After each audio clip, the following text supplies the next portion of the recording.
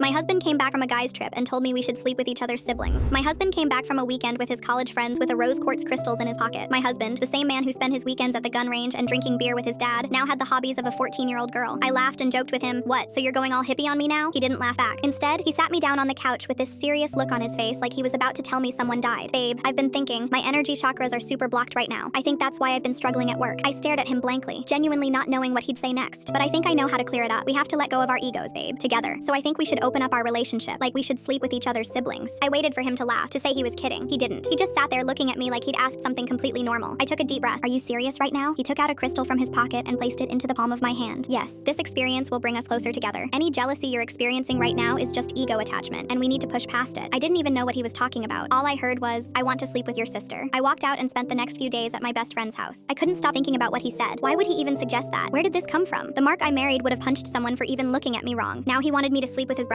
It made no sense. Something happened on that trip. Something changed him. I needed to find out what. I went back home to our shared apartment and started paying attention to everything. I checked his phone when he was in the shower, but there was nothing obvious. No weird texts, no suspicious calls. But then I noticed something that made my heart beat a little faster. He was texting my sister Jess way more than usual. Little things, memes, random check-ins. They'd never been close before. Now suddenly they were best friends. When he came back from the shower, I tried to bring it up casually. I didn't want him to know I'd been snooping around. "So, have you been talking to my sister much recently?" He just shrugged.